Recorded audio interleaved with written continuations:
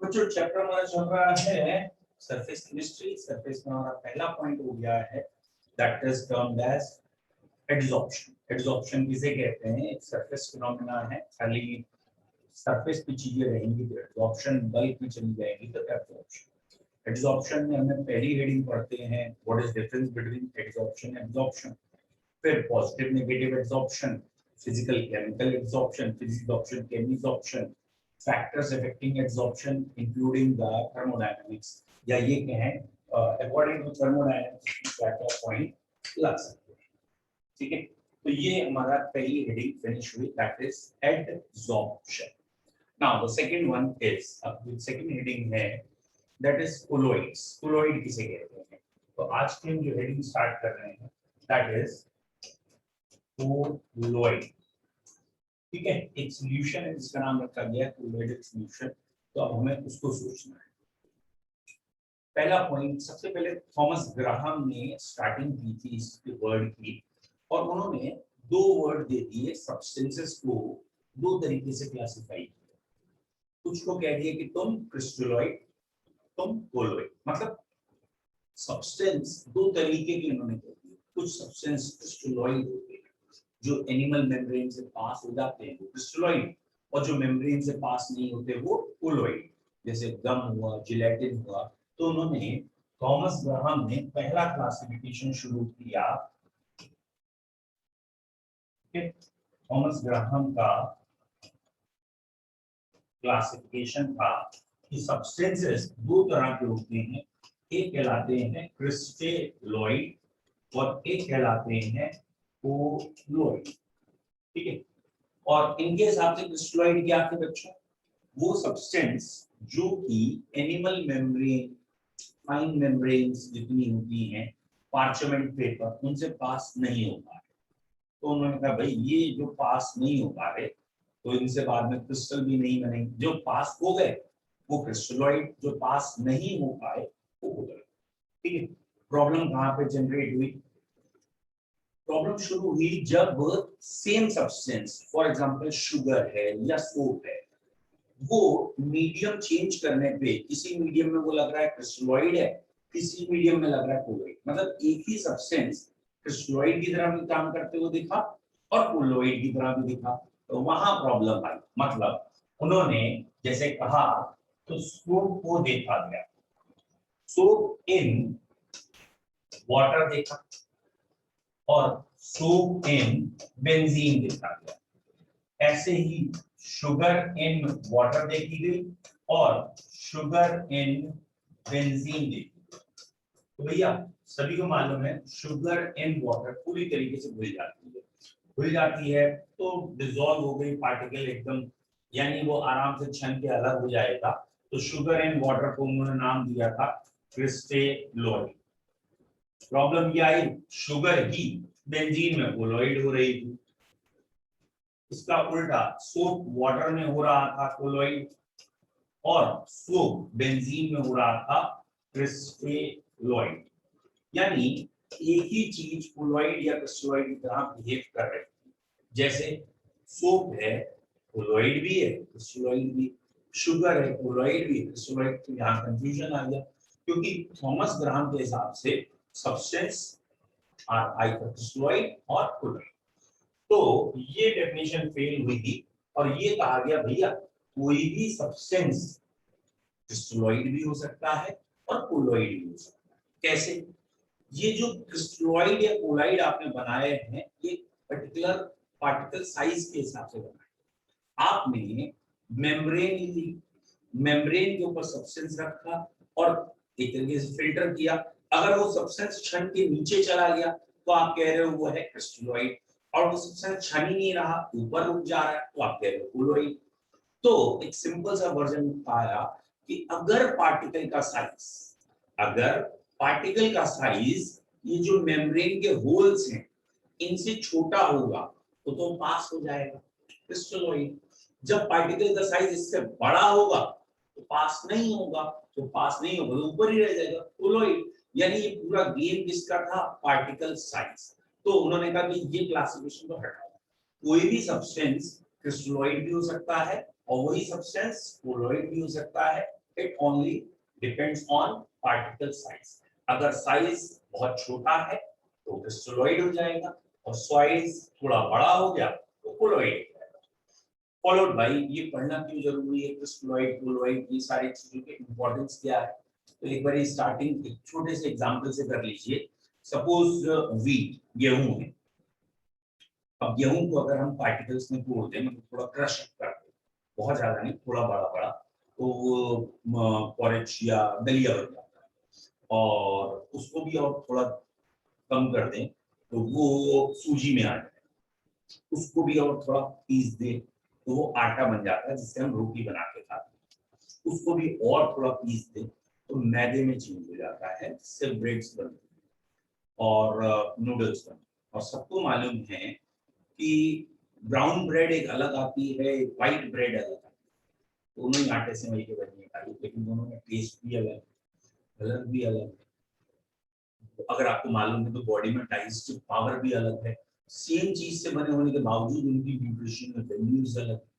जबकि सिर्फ particle size का, जो घरों में रोटी बनती है वो आटे की बनती है, और जो आप मैरिजेस में इधर उधर बाहर देखते हो मैदे की होती है, लिटिल बिट स्ट्रेच हो जाती है, जैसे नान या सफेद। तो आपको मालूम होगा उन दोनों में डिफरेंस क्या है। वो व्हाइट कलर की होती है, ब्राउन कलर की है, सो एंड सो। तो पॉइंट क्या है, सिर्फ एक पार्टिकल का साइज चेंज हुआ है, और साइज चेंज होने में बॉडी के अंदर एब्जॉर्प्शन, बायोलॉजिकल या न्यूट्रिशनल वैल्यूज, कलर, टेस्ट सब चेंज हो जाता है। तो पार्टिकल साइज मैटर्स। यहाँ पे ये चीज आपको ध्यान रखनी है कि गेहूं से ही दलिया बना है, उसी से सूजी बनी है, उसी से आटा बना है, और उसी से मैदा बना है।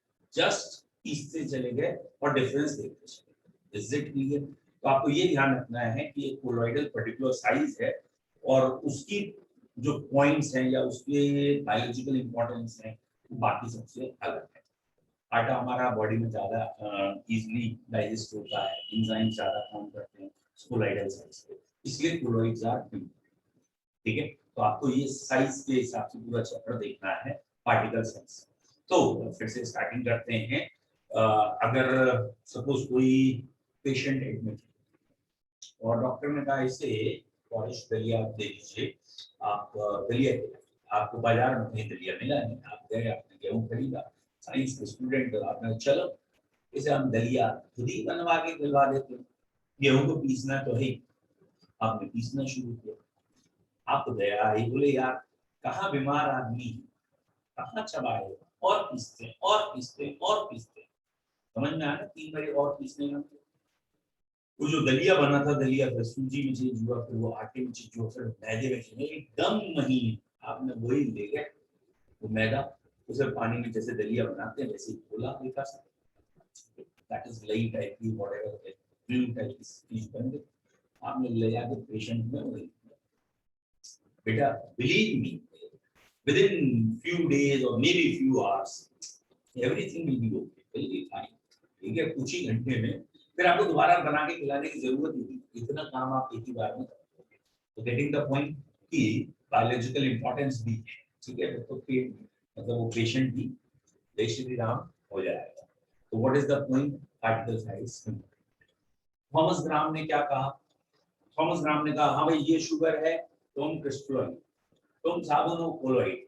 तो बेसिकली पानी को देखते हो, पानी में घुलते हो। लेकिन जब बाद में खुल गई कि ऐसा नहीं कि कोई चीज क्रिस्टलोइड कोलोइड है, हर एक चीज क्रिस्टलोइड कोलोइड हो सकती है, इट डिपेंड ऑन साइज। मतलब ये सत्संग में जैसे होता है ना, किसी ने कह दिया ये इंसान बुरा है, ये इंसान अच्छा है, इंसान बुरा अच्छा नहीं होता, वो तो कर्म है जो उसे बुरा अच्छा बनाते हैं। ऐसे ही पार्टिकल क्रिस्टलोइड कोलोइड नहीं होते, पार्टिकल का एक साइज है। तो मॉडर्न थ्योरी में आज की तारीख में सॉल्यूशन 3 तरह के हैं। एक जिनको हम ट्रू सॉल्यूशन कहते हैं, एक ट्रू सॉल्यूशन है, एक कोलोइडल सॉल्यूशन है, और जिसका हमारा चैप्टर है, और एक सस्पेंशन सॉल्यूशन है। तो 3 तरह के सॉल्यूशन नए टर्मिनोलॉजी में है, ट्रू, कोलोइडल, सस्पेंशन।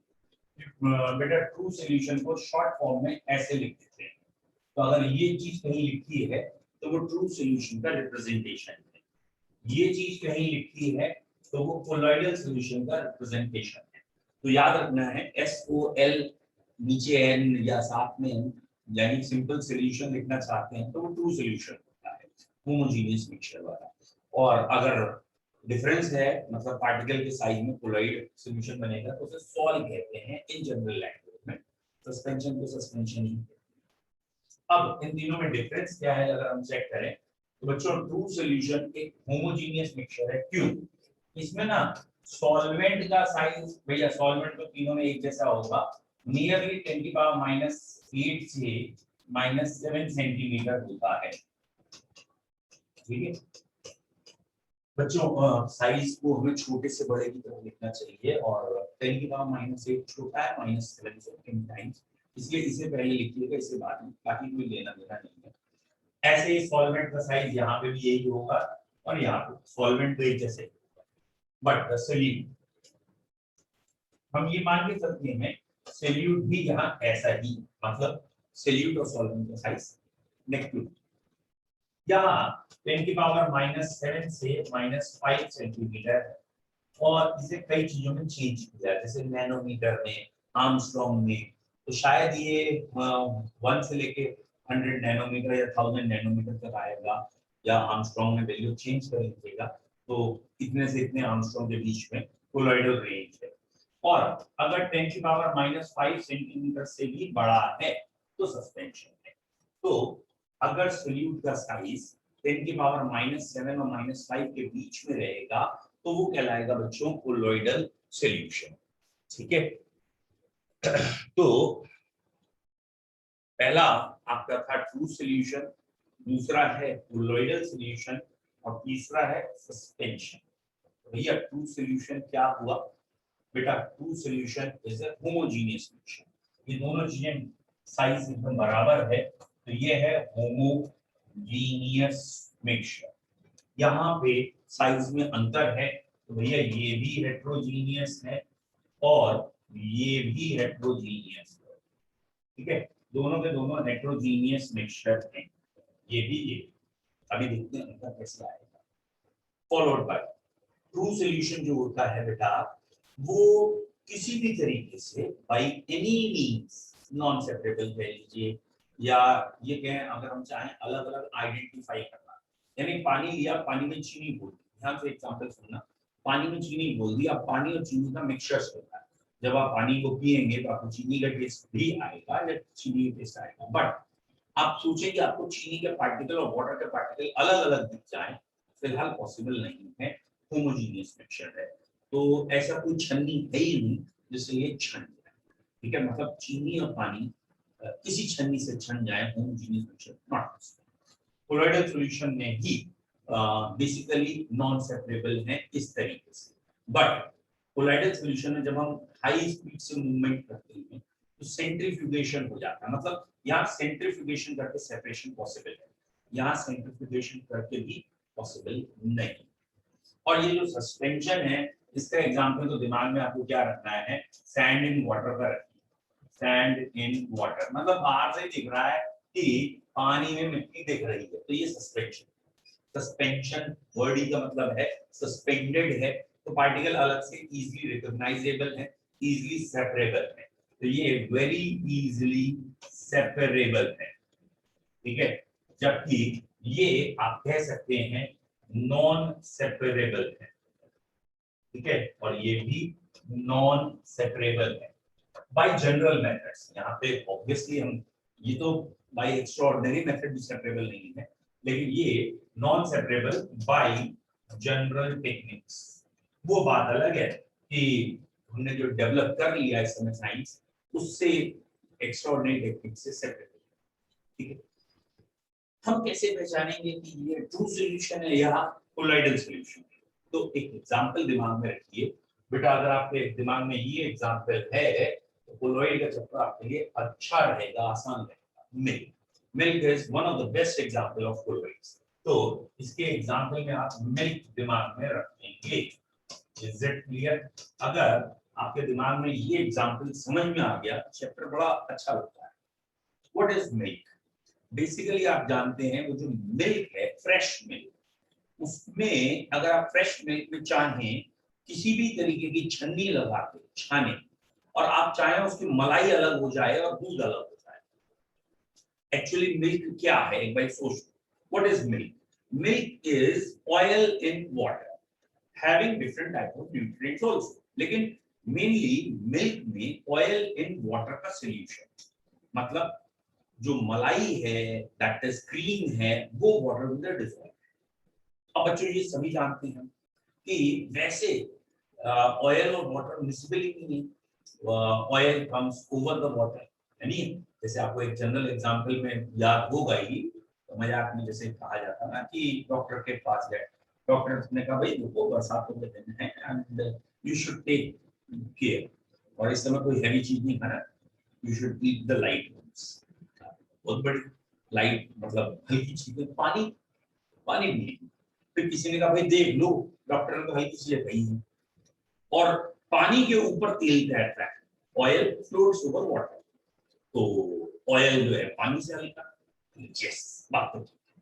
अच्छा, ऑयल में अगर पकोड़े डाले जाएं तो पकोड़े और ऊपर आ जाते हैं, यानी पकोड़े ऑयल से भी हल्के, पॉइंट तो है, ठीक है, पकोड़े ही खाते अकॉर्डिंग टू डॉक्टर, यही लाइफ है।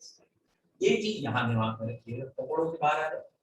यहाँ पे क्या याद रखना है, वो जो मिल्क है उसके अंदर ऑयल घुला, वाटर के अंदर oil dissolve, and fresh milk में हम किसी भी तरीके से ये पता नहीं कर सकते ऑयल की ड्रॉपलेट कौन सी और वाटर की कौन सी फ्रेश में।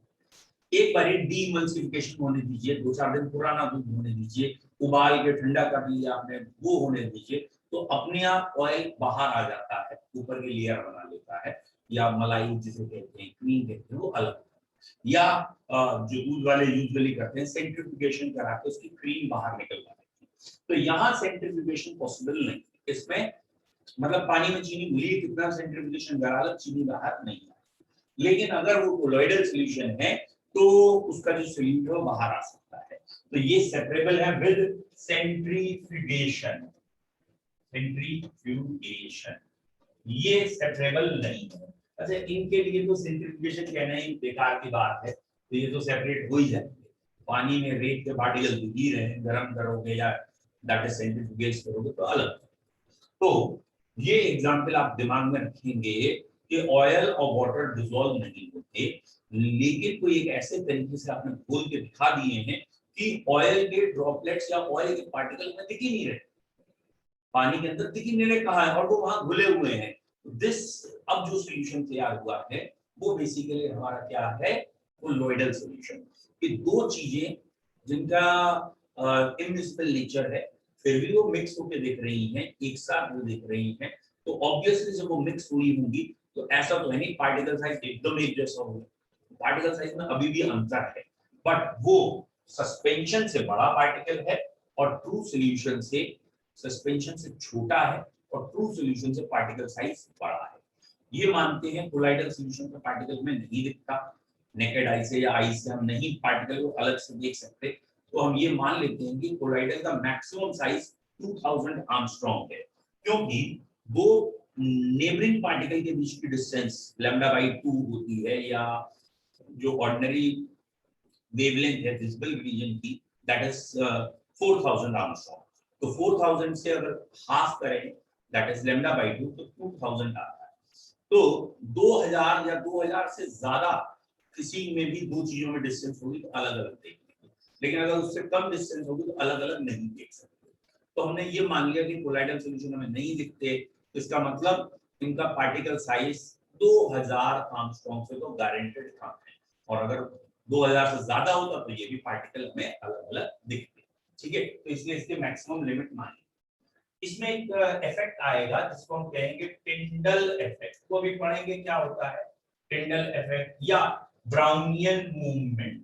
टिंडल इफेक्ट और ब्राउनियन मूवमेंट इस चैप्टर में है, ये दो स्पेशल प्रॉपर्टी हैं जो कि हमें दिखती हैं कोलॉइड्स में, ये दोनों प्रॉपर्टी यहाँ नहीं है, यहाँ सम टाइम्स हो सकती है बट इन जनरल यहाँ भी। तो टिंडल इफेक्ट और ब्राउनियन मूवमेंट से हम पता करते हैं कि ये सॉल्यूशन क्रिस्टलोइड है बच्चों, सॉरी कोलॉइड है या ट्रू सॉल्यूशन है या सस्पेंशन है। कोलॉइड होगा तो ये प्रॉपर्टीज आएंगी।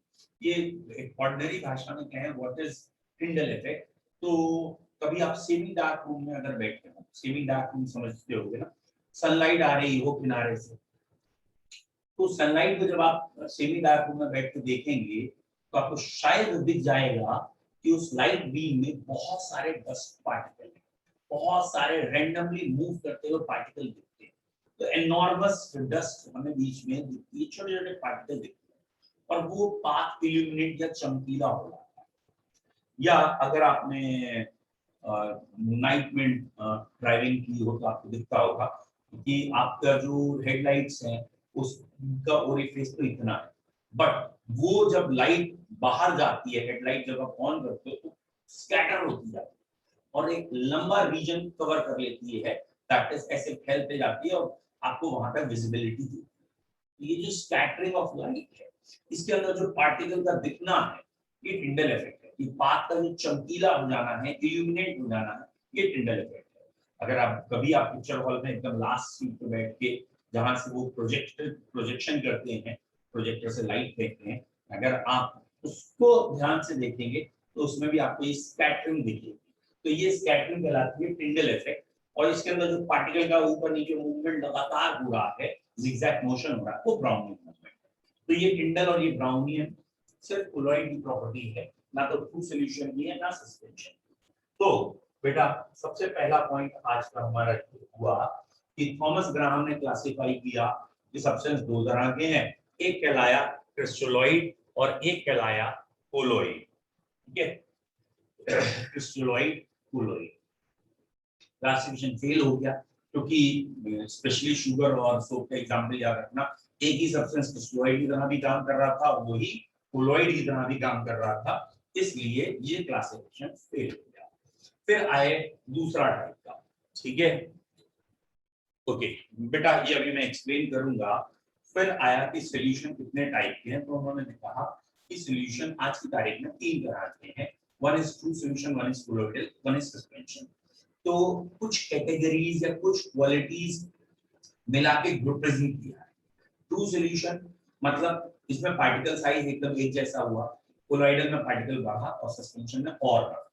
और ये जो पर्टिकुलर साइज कोलोइडल का आया, इसकी वजह से प्रॉपर्टीज आई। जैसे एक बच्चे ने भी पूछा है कि ये जो टिंडल इफेक्ट है, ब्राउनियन मूवमेंट है, ट्रू वाला क्यों नहीं शो करता, सस्पेंशन वाला क्यों नहीं शो करता।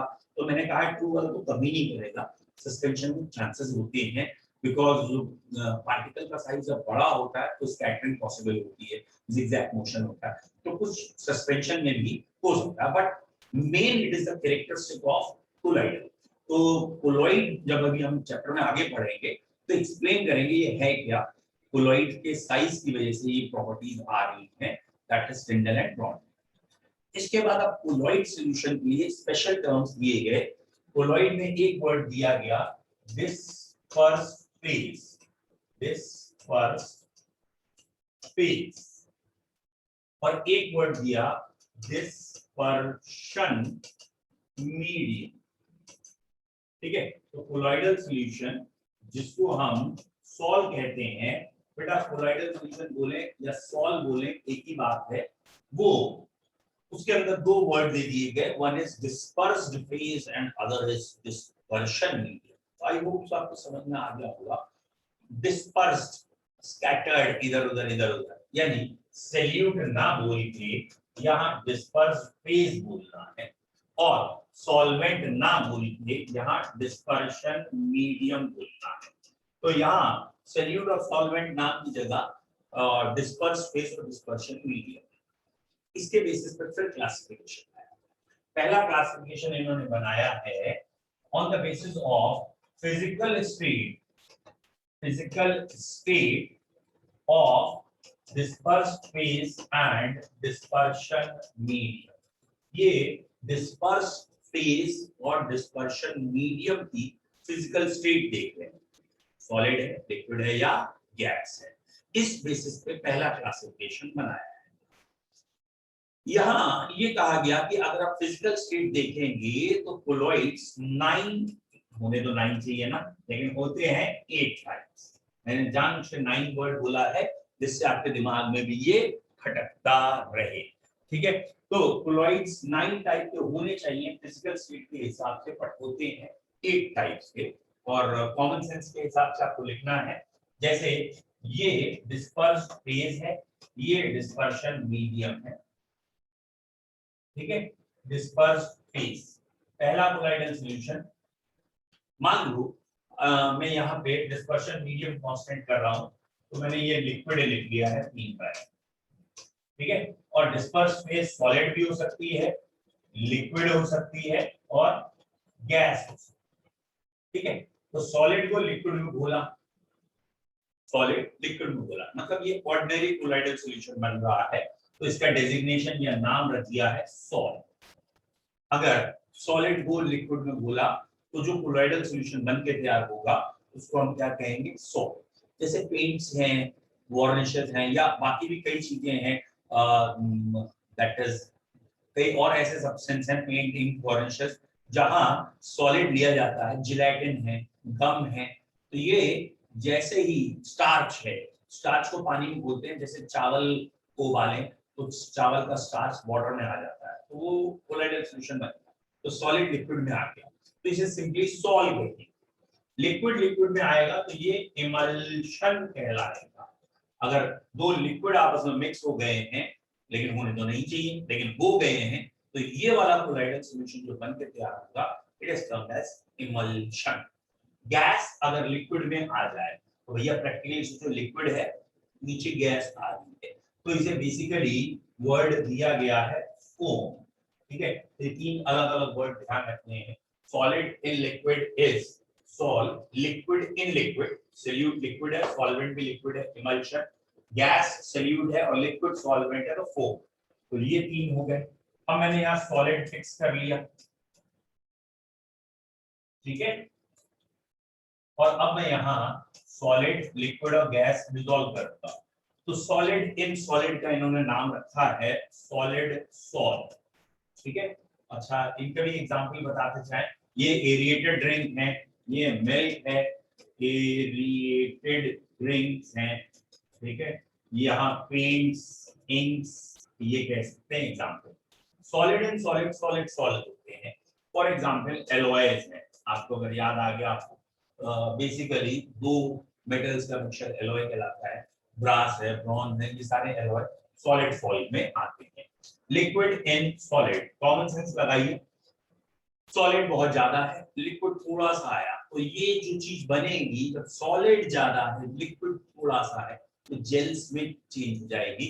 तो इसके एग्जांपल जेल या जेलीज आएंगे। तो इवन बटर भी इसमें आ सकता है। बटर इमल्शन में भी होता है, क्योंकि बटर में भी लिक्विड इन लिक्विड होता है, और बटर क्योंकि सॉलिड स्टेट में होता है, तो लिक्विड इन सॉलिड में भी आएगा। गैस इन सॉलिड को सॉलिड फोम कह देते हैं, सॉलिड फोम। तो हाइड्रोजन ऑन निकल, ठीक है, हाइड्रोजन ऑन निकल, तो ये हो गए हमारे अभी तक 6 टाइप। 6 टाइप कौन से हो गए हैं भैया? 3 टाइप हमने जब लिक्विड कांस्टेंट कर लिया, इस लिक्विड में घोलेंगे, फिर 3 टाइप हमने सॉलिड कांस्टेंट कर लिया, तो ये हो गए। और अब 2 टाइप में गैस कांस्टेंट करेंगे। भैया गैस इन गैस हमेशा ट्रू सॉल्यूशन बनाएगा। गैस इन गैस में हो ही नहीं सकता एक का साइज बड़ा एक का छोटा, इंटरमोलिकुलर स्पेसेस इतने ज्यादा हैं, साइजेस नॉन कंपेरेबल कह लीजिए, या ये हमेशा 100% मिक्सिंग में चले जाते हैं ट्रू सॉल्यूशन में। तो अब गैस के लिए 2 कौन से बचे भैया? सॉलिड इन गैस और लिक्विड इन गैस। तो सॉलिड इन गैस क्या कहलाएगा? अगेन गैस को हम जनरल वर्ड दे देते हैं एरोसॉल, एयर का सॉल है एरोसॉल, और इसे सॉलिड एरोसॉल और इसे लिक्विड एरोसॉल कह सकते हैं। सॉलिड एरोसॉल में क्या आएगा जरा सोचो, सॉलिड एयर में है, तो इसका एग्जांपल क्या आएगा? Smoke, dust, dust in air, smoke भी बेसिकली इसी को कहते हैं, ठीक है। और लिक्विड एरोसॉल का एग्जांपल आ गया फॉग, मिस्ट, ये जो कोहरा होता है, that is liquid in air, ठीक है। अब बताइए बच्चों, ठीक है, हाँ परफ्यूम्स भी इसमें आ सकते हैं, ठीक है। हाँ जी बेटा, गैस गैस वाला कोलॉइडल सॉल्यूशन नहीं होगा, gas in gas is always true solution, ठीक है। ये 8 टाइप के कोलॉइडल सॉल्यूशन आए हैं। एग्जांपल अभी और बनाए जा सकते हैं या और होंगे, it is the common sense. ये एक टाइप के कोलाइडल सॉल्यूशन हो। डन।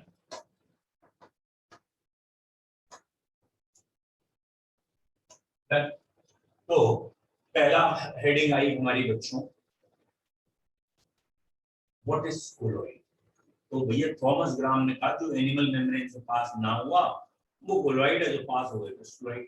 बाद में पता चला भैया ये तो साइज पे डिपेंड करेगा, पार्टिकल साइज छोटा तो निकल जाएगा, पार्टिकल साइज बड़ा तो नहीं निकलेगा। सिंपल सा। फॉलोड बाय तीन तरह के सॉल्यूशन है, ट्रू कोलॉइडल सस्पेंशन। यहाँ पार्टिकल साइज के ऊपर ये क्लासिफिकेशन था। ट्रू सॉल्यूशन किसे कहा गया बेटा? उसे कहा गया ट्रू सॉल्यूशन जो एक तरीके से कहने होमोजीनियस मिक्सचर है, कोलॉइड वाली कोई प्रॉपर्टी शो नहीं करता, नॉन सेपरेबल होता है, even with very high powerful microscope आप अलग अलग नहीं देख पाते पार्टिकल्स को, मतलब सॉल्यूट और सॉल्वेंट के पार्टिकल को अलग अलग नहीं देख पाते, वो ट्रू सॉल्यूशन है। Salt in water, sugar in water एक जनरल एग्जांपल देता है।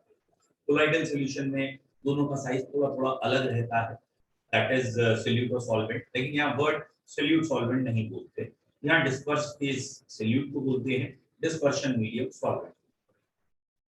फॉलोड बाय कोलॉइडल सॉल्यूशन में टिंडल इफेक्ट है, ब्राउनिंग मूवमेंट है, और ये usually animal membrane parchment paper या ये बहुत लाइट, उससे तो जिसका पोर साइज बड़ा है ऑर्डिनरी पार्चमेंट पेपर उससे तो पास हो जाता है। लेकिन अगर आपने अल्ट्रा फिल्ट्रेशन किया, मतलब दैट इज उसी पार्चमेंट पेपर को जिलेटिन में डिप कर दिया, तो अल्ट्रा फिल्टर पेपर कहलाता है, उससे ये पास नहीं होते, वहां से सेपरेट हो सकते हैं।